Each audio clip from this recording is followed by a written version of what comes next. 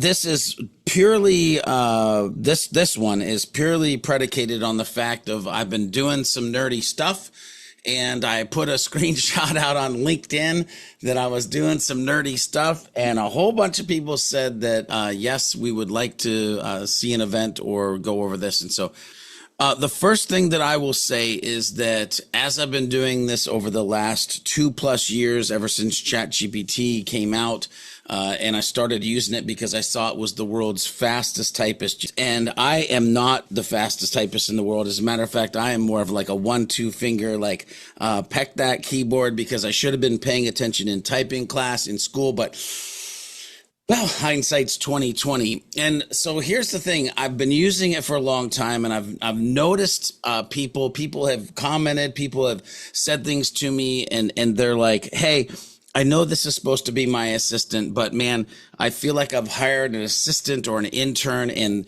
homeboy or homegirl has amnesia."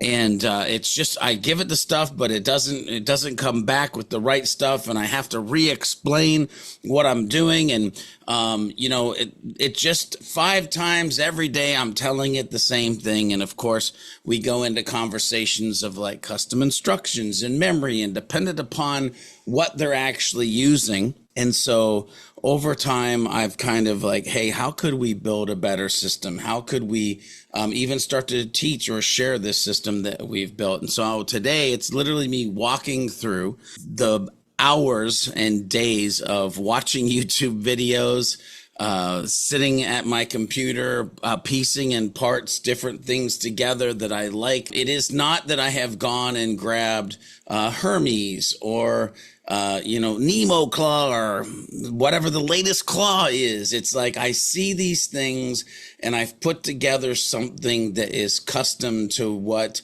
I feel like business owners, content creators, HubSpot helpers would need or use if they had access to it. And so I just want you to know, like, what I say today, yes, you could build parts of what I talk about. You could build the whole thing that I'm talking about, but I want you to also realize that it is a matter of I'm giving you threads to pull today, right? This is what I need to pull and how I need to make it mine for me, so that I don't have an intern or an assistant with amnesia.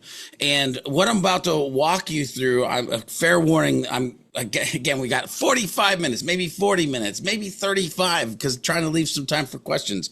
This is the 101 version, right? It's kind of the starter pack to help shape where you might, hopefully you don't do it Monday. If you're on a holiday, you're supposed to take Monday off, but maybe a little bit over the weekend, but maybe you're supposed to relax. But whenever you get to it, it's hopefully the starting point for where you can kind of move forward. And I want to give you the purpose. I want to give you the pieces of why and what I'm covering. And I'm telling you it's the 101 because this sucker is an iceberg. And today is like the top of the iceberg. The bottom is, again, deep and rich. And again, not a sales pitch, but we have a full 10-week AI content system course / training, live training that we're doing.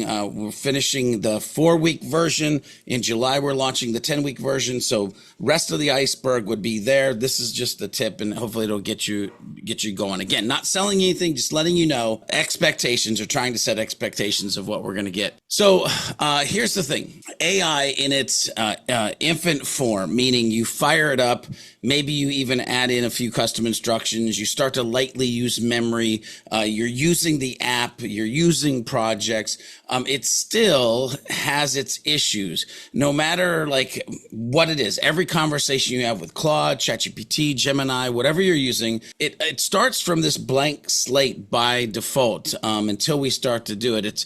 It can be brilliant at things, but the things that it's brilliant at don't sound like you. It's no context towards you, the humans you serve, the voice you have. It doesn't know anything about the client call that you got off of, again, unless you feed it. And then you get into this process of where you're trying to like feed it everything before you even start a conversation, which takes more time than what if you could just start to talk to it and it knew, because there's a process and a system. Or the other side of this that I try to get to is like, I don't want to have to re-explain myself. I really would like it to be able to explain itself because I want it to be maybe a helper, smarter, and be able to give me things. So there's this idea of being able to train it along the way. And I correlate this to being like our version of the $6 million man or woman. Now, if you're like, who the heck is that? I have just aged myself. If you know who I'm talking about, Steve Austin, then if not, Google it. But there used to be a TV show. Anyway, what I mean by that is this is my version of how do we augment the human? Because I want everybody to know that I am very much planted in the camp of human-powered, AI-assisted. Okay. It has to start with you. It has to end with you. You have to be in the middle of the things where it makes sense. But with the AI assistance and what you're going to see, we can actually make a dramatic difference. Okay. And so just know that the problem, by the way, of this intern or assistant with amnesia is not a tool problem. It's not a ChatGPT, Claude, Gemini problem. It's a content problem. That's what we're facing. And so today I'm going to, again, dive into the pieces and parts of what we use, what we put together, how we've actually extrapolated that out to even work with clients and identities and all sorts of fun stuff like that. And so let's go ahead and talk about how prompts have been the play that people have tried to do up until this point. I built a prompt library. Maybe it's a Notion page with 47 of your favorite prompts. I mean, there's enough YouTubers out there creating schools for every type of flavor of AI and prompt and N8N, and the list goes on. Maybe you're doing something with those because it's around the fact of being a HubSpot consultant, and it's just not. A prompt is not going to get you where you need to go moving forward. None of that fixes really the actual problem. The prompt library is a copy and paste prosthetic, if you will. A bigger context window is the same thing, but it's just like it's got more padding. You can use more tokens, but the prompt inside of it still isn't doing what it should. It's not optimized. You're still doing a lot of copying and pasting because, again, the prompt has to live somewhere. And so there's an idea of moving away from the actual prompts or the needing to copy and paste a prompt, but being able to have things in memory and then activate those memories as needed, especially the stuff that actually matters, right? Like the last 60 transcripts of your podcast, the last client meetings from yesterday, the pillar article that you wrote in March or January and you want to get back to it. What it looks like is you can give it information over time and then extract that information almost like you put it in a bank account. I can tell you earlier today, right before this meeting, I was trying to answer an email, flying around all day today with other meetings. And a client asked me, hey, before I head out for a long weekend, is there anything that you're waiting on for us? And historically, I would have had to like open up, ClickUp, and go over to their folder and go and blah, blah, blah. Meanwhile, and you'll see Echo here in a hot minute. Instead, I opened up Echo. I asked Echo, hey, is there anything that we're waiting on with XYZ client? And I got a feedback of like, we're waiting on this. We're waiting on this.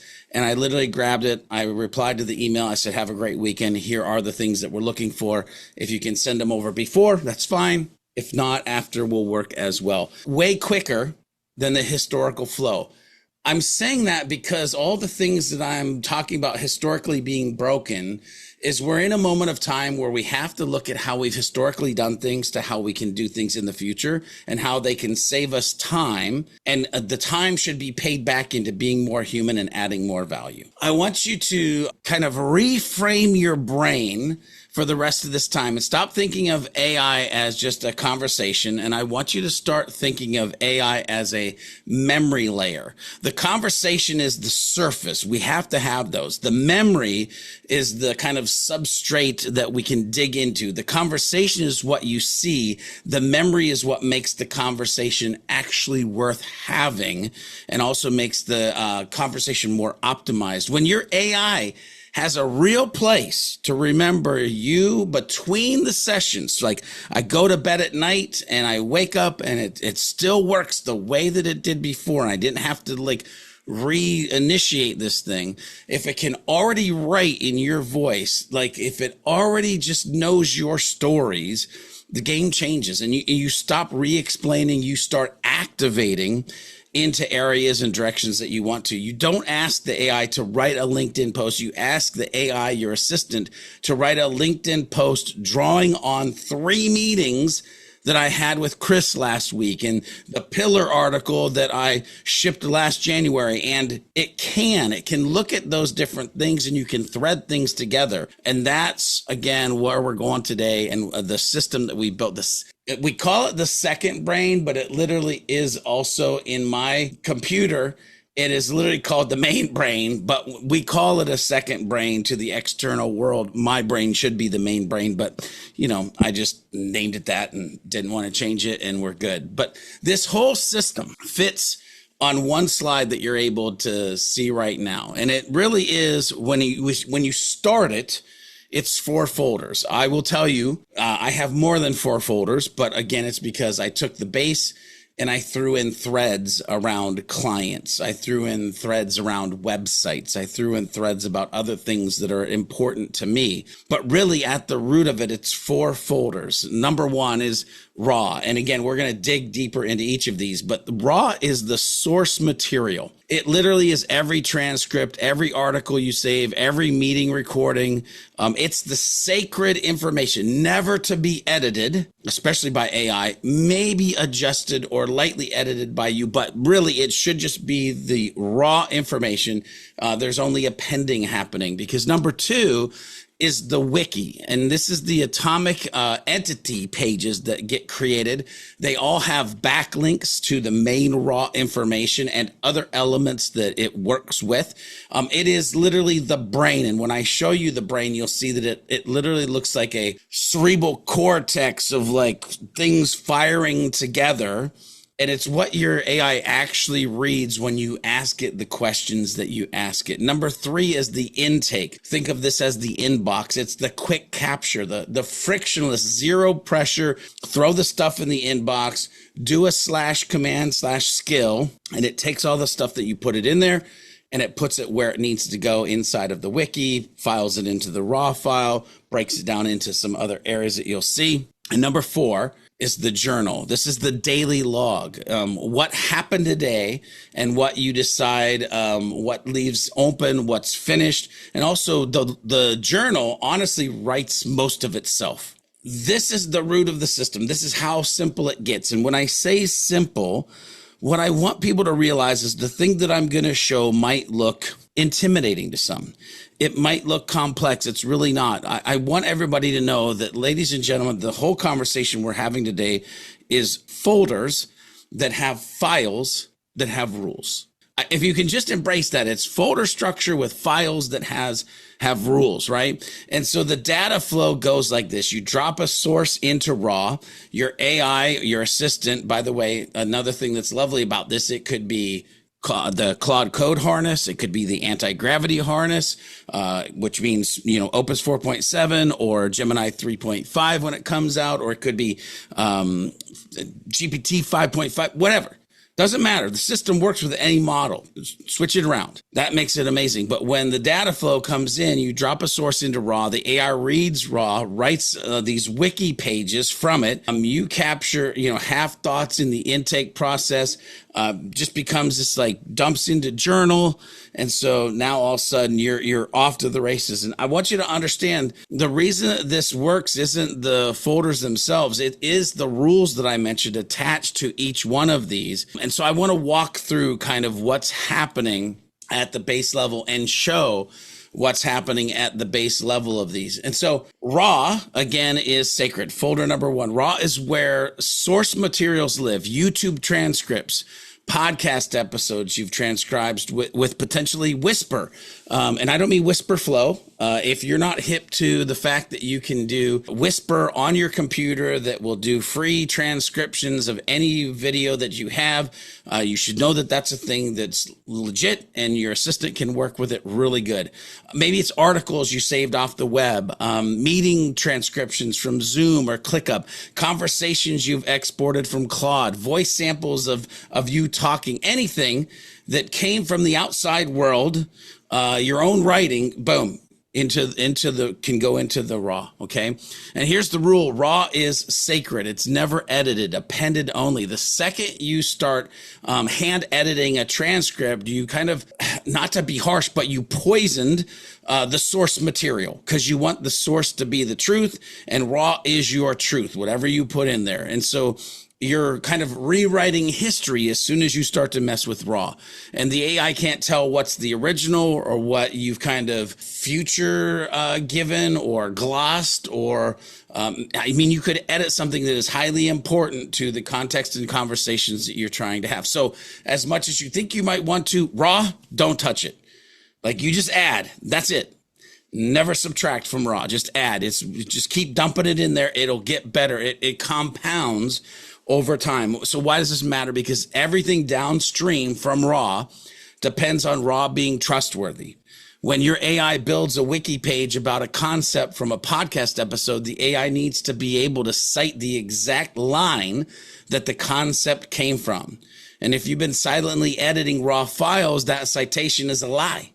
And trust collapses and the system collapses. And guess what? Now you've gone to building something that has the same problem as just the default version, and that's hallucination. So raw has to be raw, got to be. So treat raw like a research library. You can read from it all day. You don't get to write the books and put those books on the shelf. It just has to be what is there. So, George, can we ask questions right now? Yes, go for it. My big question here is, everything about raw, is that local, or have you solved for the cloud, like a cloud version of raw? So right now, everything that I'm talking about is local, meaning local folder on your computer, or folders and files on your computer to build what I am talking about.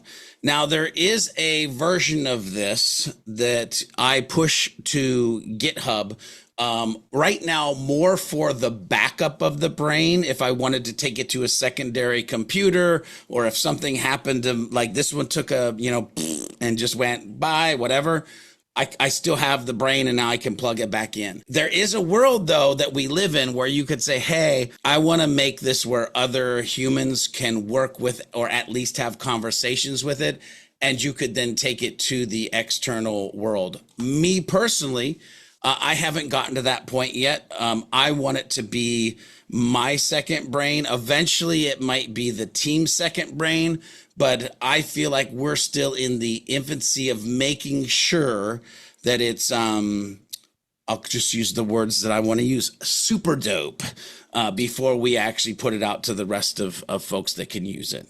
And then in terms of, yeah, that answers it perfectly. And then in terms of ensuring, like, do you have any automation set up to take the transcripts, right, local? Or are you doing a lot of the manual management? No. I'll show that. Awesome. I'll show that. And you know what? I was going to show it later, but let's meet Echo. Okay. So this is Echo. And when I say meet Echo, what I mean, again, remember, this is all folders with files with rules. And what you're looking at is Obsidian. Okay. And so I'm using Obsidian to actually sit on top of the folder, the files, and the rules. And so what you see here on the left-hand side is literally what I'm showing you here in the folder directory that was up a couple of seconds ago. And so to answer your question and then bounce out of this and come back to this in a hot minute, whenever I have a meeting, I can go over to my clients tab. And let's say I just had a meeting with Make Taxes Fair. I hit this pull button right here, and it will go pull the latest transcript from either Zoom or ClickUp. In my case, it's ClickUp because I use the ClickUp note taker. It'll go pull the transcript. It'll dump it into intake, which then will automatically push it into the raw and wiki files. And that's all I had to do was push a button after I was done meeting with that client. So for me personally, like my missing app in the toolchain is really the Obsidian app, which gives you that infrastructure for automating some of the, the fetching of cloud-based content and putting it where you need it. Yeah, we'll talk a little bit more about that as we meet Echo again. Really, Okay. it's a couple of things, just so other people on here that aren't exactly where you are, Ryan. It's understanding the work that needs to be done in the day. It's understanding the connectors that you need to connect, the MCPs or CLIs that need to be in place. Don't let the nerdy words scare you, or APIs as well, right? Because if you have the connectors, the MCPs, the CLIs, the APIs, now what you've officially done is you've given your brain hands, and that now the brain can do things, because the brain be braining, right? When I pull Echo back up and I talk to Echo, like, that's great. But now when I talk to Echo, I need stuff to get done. And that's where the magic comes in. And so, yes, it is about having a layer on top of it. And the reason that I love Obsidian too is, and let me just say this and then I'll move forward on the actual base. That's not Obsidian. That's my file folder. The reason I love Obsidian too is because everything that you're looking at that I'm showing you that is Echo it's a main brain command center. And look, by George B. Thomas. In other words, again, don't let this scare you, because what I did is I just asked a question of my Claude code and said, hey, are you able to help me build an Obsidian plugin? To which it said, I sure can. And then I was able to build what I need as an Obsidian plugin that was laying over top of what I'm teaching today, which is this folder structure. Make sense, everybody? Thumbs up. Give me a thumbs up in chat pane. If you're getting value, give me thumbs up. Okay. Dude. Oh, yeah, 2 thumbs up. Siskel and Ebert style. All right. So folder 2, wiki. Okay, this is where your AI, I'll use the word lives. Some of these words get funky when you start to think about it, real life and humans and stuff, but this is where your AI lives. Wiki is a set of atomic markdown pages, .md files. One concept per page, one person per page, one tool per page. Each page has like tiny YAML header at the top. Like this is, I'll show you. I'll end up showing you an example of this. Again, the worst part is if people get hung up on the words. You just need to know that it's there, and you just need to know like what it does. Like what type is it when it was created? Like what raw source did it come from? What tags belong to it? And then it like explains the thing, the person, the place, the time, and the story, whatever it is. And at the bottom of each page, there's related sections, the links that to other wikis, okay, to the raw material. And here's why atomic or this atomic pattern matters. When you ask your AI a question, let's say something like, what do you know about pillar pages? The AI doesn't have to read every transcript that you've ever saved. The AI reads memory.md, which is the index of the brain that you're building, follows the links into your wiki pages, pulls the relevant atomic routes and notes, and synthesizes then the answer with citations of that question of, what do you know about pillar pages? What I just also explained to you is how we as humans, we did these lessons over the last 10 years. Somebody just asked me about pillar pages. Here's why you do it. Content clusters, blah. And it all like it's all firing in there. And so we're creating like a digital version of how the brain works. Wiki, I want you to think it's descriptive. Facts about the things, like handoffs. It's judgment free. It's you can audit it. There's things that you'll want to like remove from it as you're kind of building it, or you'll want to combine things together. Which, by the way, when you build this, and I have a prompt that I can give people to like get a starter version of this. It comes with a / command that is /dream. And so at the end of the day, you can like save context, commit and push for a backup, and then /dream. And it just goes and looks at the wiki and stuff, and it just cleans it up and dresses it up so it's ready the next day to be like your superhero partner. So just know that one of the things that when you start to build this, if you start to build this, one of the smartest things you can do, 2 things actually. One, after you build it, you initially go, now, can you please give me a user guide for / commands that I can use with the system we just built? 2, can you just create an actual user manual so I understand this? And you take the time to understand the slash commands in the manual that the system just gave you because it understands the entire base code. In other words, what I'm saying is you don't always have to ask it for something or get it to do something for you, but because it knows itself, it can teach you what and how to actually use it. You go past George B. Thomas with what you're building. Okay, let's keep moving. Folder 3 is the intake. Intake is your inbox, the frictionless capture zone. You see a URL that you want, or you're brushing your teeth, you save it. You hear a quote on a podcast, you throw it in there. A client says something brilliant, you put in a Zoom call, a podcast transcript, you save it, inbox. And the point here is that nothing dies because you didn't have a place to put it in the moment. You know that your place to put it is intake. And you can, hey, I'll come back to it later, but I'm going to drop it in the intake. 2 seconds. No next thing, just 2 seconds and move on. And then once a day, once a week, whenever you have time or like you can do it, then you process the intake. Again, it's /process-intake. And it does its magic thing. You triage each item. Some get promoted to raw because their actual sources are worth keeping. Some get expanded into wiki pages. Some get archived. Some get deleted. The point is intake exists so that you have one trusted place to put your half thought, medium thought, full thought, URL, transcript, whatever. This is not like a notes app, right? Notes apps fail at what I'm talking about right now because the inbox is also your brain. And it's like the inbox is the brain and it gets blurry.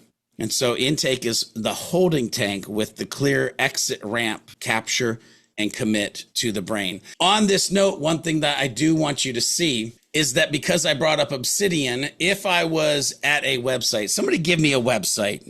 UnifiedSupportSolutions.com. Let's say I am, by the way, I was waiting for somebody to just get their jam up on the screen for the rest of the world to see. And y'all were slow as crap. I'm like, come on, let's go. So here's the thing. If I'm on this page and all of a sudden I want the brain to remember something. So like, hey, what work do they do? Because I'm using Obsidian, I can also use the Obsidian web clipper. And what I can do is I can give it different things that I want it to do. So you can see this is using a template where I'm like, hey, I want you to do the core idea, why this matters, like all of the things. And now notice it's using Claude 4.5 Opus, but I can say, hey, add to Obsidian. And when I do that, notice it's thinking and it's digesting. And what's literally doing is grabbing the information off of this page. It'll give me a thing here that I'll be able to scroll through where it's the actual original words that are on the page as well. It's thoughts about the words on the page. And once it's done thinking, I can hit add to Obsidian. It goes right to my intake folder. So I want you to think about that. We as humans go to YouTube. We watch 2, 3, 4 videos and we get smarter. Well, now as you're watching the videos, you can air quotes have your assistant watch the videos and then intake that video information. So now your assistant has learned the same things that you've learned and you're on the same playing field of what's happening there. So we got a content seed, the core idea in George's voice, why this matters in small business, hook options, LinkedIn post draft. You can see everything that just happened because I literally hit it with Obsidian and what it started to create. Okay. What are you spending a month, George, in API tokens with that? So here's the fun part, and it goes back to your first question. I'm not spending any, for Obsidian Clipper, actually, let me think. For that one, I am, but it's very minimal, because I'm not injecting the whole internet, right? Because by the way, Ryan, to inject the whole internet, there's another version of this, and that is Firecrawl. So like, let's say, for instance, I want to educate my second brain on a client. For instance, I'll bring up I9 Sports as an example.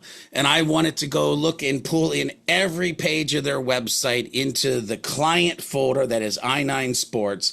And then I want to start doing things like audits or additional content or build an I9 Sports identity based on their historical writings. I wouldn't use something like this. I would use something where a lot cheaper API for the tool that it's supposed to do. But for this, it helps me keep up on like the learning that I do, right? So there's a, which way is it going to happen? Which way is it not going to happen? So again, the intake, you're bringing that in, you drop it in 2 seconds.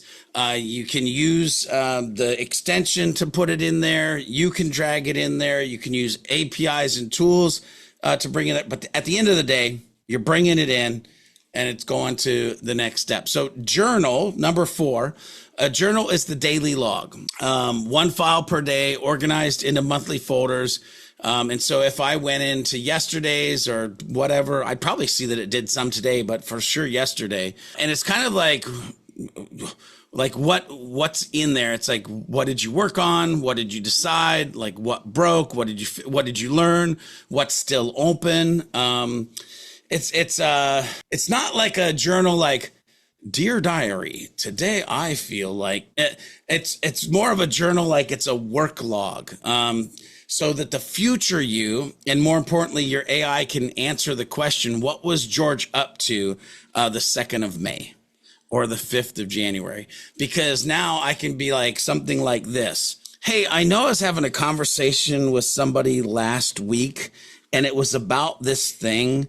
Can you find out actually what day that was and who I was talking to? And now all of a sudden, because the journal of that day, it would pull up the information, I could pull that thread and I could run with it.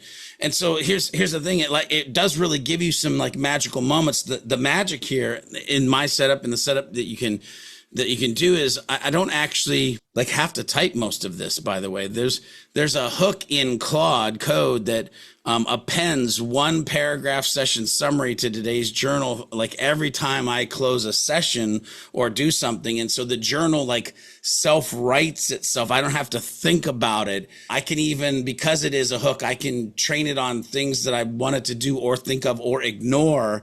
And so this part right here, unlike the other 3, like the machine handles, we'll call it the bookkeeping, because by the way, I hate bookkeeping too. That's why I hire somebody for that. But like the machine handles that part. And this matters for AI because when I ask AI, like, what did I decide about X? Goes to the journal, gives me the answer, and I don't have to really think about it. Okay. So those are the 4 main files. Now this is the thing. Why does this beat apps? Note apps, it's built for like future you to skim. If we ever get back to it, by the way, the amount of books from Inbound, now Unbound, that I've written stuff down and honestly never gone back to, right? A second brain, what we're talking about today, is built for you, yes, but built for your AI to be able to read. And that is not the same thing as a book that you would skim or maybe get back to the thing that your AI needs to do the best for you that it can do. Notes apps are optimized for your eyeballs, fancy formatting, a little sketching on the side, maybe a little highlighter, folders nested like 7 deep. That's not how your brain works. With tags, you'll never do that in a notes app. But here's the thing, with this system, you'll be able to. And so the second brain is literally the opposite. It's plain markdown. It's files on your hard drive. It's atomic pages. It's backlinks. It's so nerdy, but yet still so simple. And it's boring to like normal eyes. But man, is it great for the information you need and to get AI to truly be able to assist you with running a business, with creating content, with ever the thing that you want it to do. It becomes amazing at this. And so let me just show you what I mean, why it becomes amazing. I'm going to bring Echo back up. When I talk about the brain, I want you to realize that this over here is what is the brain, meaning I'm getting a visual representation, and I'm going to go ahead and scan out a little bit. This is a visual representation of the information that is inside of these files and folders. And you can see there are clusters of information. Some might be a client, some might be HubSpot, but I can come and grab one of these pieces and notice there are literally threads that it goes to. So when this is talking about understand property field types in HubSpot, Do you see the rest of what this is attached to when it comes to understanding HubSpot? So for me, when I come in here and I go to Echo and I ask it a question about HubSpot, knowing that I've given it every knowledge article that HubSpot has ever written, that I've given it the legal pages of HubSpot, so it knows like the workflow limits and list limits and all of, when I come in and ask a question, it's super smart about what we're actually doing. When I tell it to write in George's perspective on a new HubSpot update, it can do that because it has so much HubSpot detail, but also it knows my beliefs, my mindsets, my core values, my mission, my vision, my audience, because that's all a foundation that is in here as me, George B. Thomas of the organization Sidekick Strategies. It doesn't have to guess at anything. It has all the information. It literally is a brain or second brain that can help us do the things that we need to do. So when I talk to Echo, whether it be through Terminal or it be through actual this interface that I created in the plugin, I know we're going to have a great conversation. Any questions? Any questions? That plugin that you're talking about, that's a custom front end to like the back end of Obsidian that doesn't exist anywhere else. Doesn't exist anywhere else except for my system. It could exist in your system because it literally is. Here's the steps, by the way, and then I'll move forward. It's one, get the prompt conversation starter to have it build the system. Boom, it builds the system. 2, get Obsidian and say, Obsidian, here's my vault, which, by the way, is just the folder that the stuff is going to live in that you built. Boom, there's the vault. Then it's literally firing up Claude Code and saying, hey, I'm building a second brain, and I want to create a custom plugin for this brain. Help me do that. And then you just start giving it instructions, and all of a sudden you just see your custom command center, that I call it. You start to build your custom command center around whatever it is. If you wanted to see all of a sudden YouTube metrics, hook up the right stuff, boom, YouTube metrics in your command center. You want to see HubSpot revenue based on closed won deal stages, boom, hook up the right stuff, HubSpot stuff in your command center. You just ask, hey, this is what I want to see. Let's build it. And again, so in your own words, like what is Obsidian providing to the AI that makes it more efficient? Like what is Obsidian doing that like a normal folder file structure isn't? Yep. So if I go into the wiki and I go into, let's do people, and let's do I don't know. Oh, Ashley Foss, speaker at Inbound. So a normal file doesn't have things like type is person, status is draft, domain marketing, sources. This is how I pulled that thread. It's looking at this, right? Then here's the information, by the way, on Ashley Foss, and then related. So see how these are other wiki pages that it's really Marketing Smarts podcast, creator marketing, thought leadership, Sidekick Strategy, because we interviewed Ashley historically, I think 2 or 3 times. And so what it's doing is it's got the micro information that we need to know, but then the ability to tag it with where it belongs and what it's associated to. So Obsidian also, the other thing I'll say is if I wanted to come add something or edit to this, instead of trying to open up a .md file here, because by the way, the words that are about to come out of my mouth were the original reason why I wanted to use Obsidian. Because coming in here and going wiki, and then going people, and then going to like whoever, and then trying to like read, hang on, let me pull it up. Trying to read this is like, ugh. Like this ain't sexy at all. Like I don't dig the notepad, right? But here I can come in and I can just read it like I need to read, even though the markup's there. See, there's the markup, but it hides the markup. So you just can like read it. Or if I wanted to come in here and be like, and she is a friend of GBT. So now I was able to edit the markup file in line to whatever information that I wanted to update to the wiki. Does that make sense? Let's keep chugging along. Let me move that. Let me get Echo out of the way. So basically, I'll just show, actually, I guess I'll bring it back up because what you will see, that's the wrong thing. I want this. I don't want that. I'm just going to start closing stuff because I got too much open. So this is raw. Okay. So raw, what I want you to see, and again, this is the one that we talked about where it's just like all of the stuff. So notice if I come in here raw, I've got articles, conversations, meetings, source material, transcripts, voice samples. If I open up transcripts, now notice becoming the HubSpot super admin, beyond your default, Hub Heroes, Hub Shots, HubSpot Academy, HubSpot Admin Hug, HubSpot Hacks, HubSpot super admin. Anybody think I do stuff around HubSpot? Anyway. But I can go into like beyond your default, and then I can go into episode 7. And so like literally here is episode 7, redefining hustle, striking balance between hard work and healthy living. And now I literally can just know that this is the full transcript and episode of the Beyond Your Default podcast. So that's raw. And what happens from raw is then it will create wikis from it. So it goes into raw, it gets processed. And in wikis, we will literally have in wikis, you'll see if I close this down, clients, concepts, lessons, people, projects, techniques, tools. So if I go to lessons, I can tell you that there's a beyond your default and that there's probably something in here on hustle. Well, how about healthy hustle versus anti-hustle versus hustle culture? And so now you can see here's the concept that was pulled out of the raw transcript around the beyond your default, and it like teachable moments and pulls out quotes. And so now when I ask my AI assistant, it's like, hey, I want to write an article. Actually, hey, Echo, I want to write a real quick article. Let's say 650 words. Let's have it be about hustle versus healthy living.